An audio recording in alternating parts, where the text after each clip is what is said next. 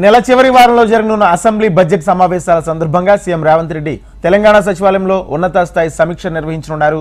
Budget ప్రతిపాదనలపై సంబంధిత అధికారులతో review చేయనున్నారు. రాష్ట్ర ఆదాయ వనరుల సమీకరణ లక్ష్యంగా సీఎం కసరత్తు చేస్తున్నారు. వాణిజ్య పన్నులు, ఎక్సైజ్, రవాణా, రిజిస్ట్రేషన్ శాఖల ముఖ్య కార్యదర్శులతో సమీక్షలు చేపట్టనున్నారు.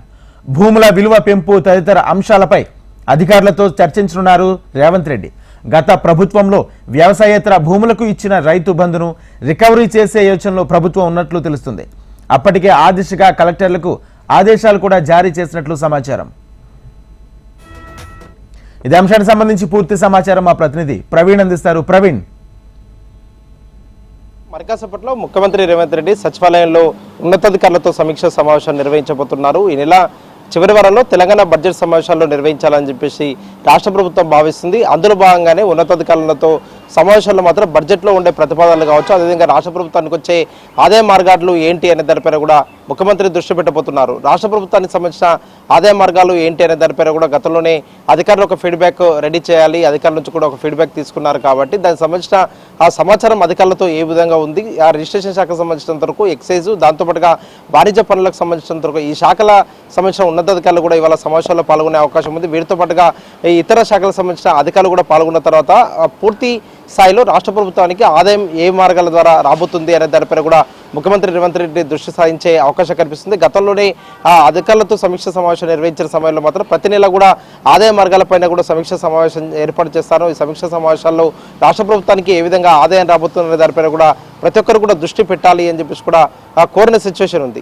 ఇదే సమయంలో మాత్రం ఈ శాఖలకు సంబంధించిన ఉన్నతాధికారుల నుంచి కూడా రాష్ట్ర ప్రభుత్వానికి ఆదాయం వచ్చే మార్గాలు ఏంటి, రిజిస్ట్రేషన్ల ద్వారా కూడా ప్రతి నెల కూడా రాష్ట్ర ప్రభుత్వానికి ఎంత ఆదాయం వచ్చే అవకాశం ఉంది, దీంతో పాటుగా రిజిస్ట్రేషన్లను పెంచితే ప్రభుత్వానికి ఎంత ఆదాయం వస్తుందనే దానిపై కూడా ముఖ్యమంత్రి రేవంత్ రెడ్డి ఆరా తీసే అవకాశం ఉంది. ఎక్సైజ్ ద్వారా కూడా భారీగా ఆదాయం రాబట్టాలని చెప్పేసి కూడా రాష్ట్ర ప్రభుత్వం ఇప్పటివరకే భావిస్తున్నట్టు సమాచారం. దీనికి సంబంధించింది ఎక్సైజ్ శాఖ నుంచి కూడా ఎంత ఆదాయం కూడా రాష్ట్ర ప్రభుత్వానికి వచ్చేది రాబోతుంది అనే దానిపైన కూడా ఓ క్లారిటీ అయితే రావాల్సిందని చెప్పుకోవచ్చు. దీంతో పాటుగా గత ప్రభుత్వం మాత్రం రైతు బంధు విషయంలో వ్యవసాయేతర భూములకు ఏదైతే రైతు బంధు ఇచ్చిందో వాటన్నింటిని కూడా రికవరీ చేయాలని చెప్పేసి కూడా రాష్ట్ర ప్రభుత్వం ఇప్పటివరకు భావిస్తుంది. ఆ దిశగా ఇప్పటికే కలెక్టర్లు కూడా ఆదేశాలు ఇచ్చినట్టు కూడా ఆ సమాచారం అందుతుంది. కాబట్టి దీని ద్వారా దాదాపు 600 కోట్ల వరకు కూడా ఆ రికవరీ చేస్తే మాత్రం ప్రభుత్వానికి వచ్చే ఆలోచన ఉన్నట్టు కూడా ఆ సమాచారం. ఎందుకంటే ప్రతిసారి రైతు బంధు గత ప్రభుత్వం వేసిన సందర్భంలో మాత్రం రోడ్లు, అదేవిధంగా ఆ గుట్టలకు సంబంధించింది దాదాపు 600 కోట్ల వరకు కూడా ఆ రోడ్లకు సంబంధించినంత వరకు దానికి చెల్లించేది అని చెప్పి దానిపైన కూడా ఇప్పటివరకే ఆ మంత్రులందరూ ప్రతి సందర్భంలో కూడా చెప్తున్నారు. కాబట్టి ఏ విధంగా రికవరీ చేయబోతుంది రాష్ట్ర ప్రభుత్వం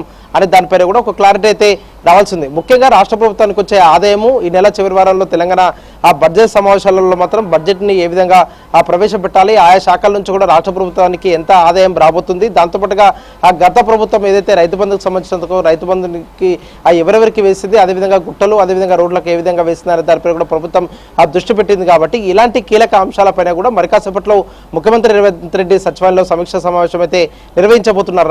Rajendra. Right, thank you Praveen.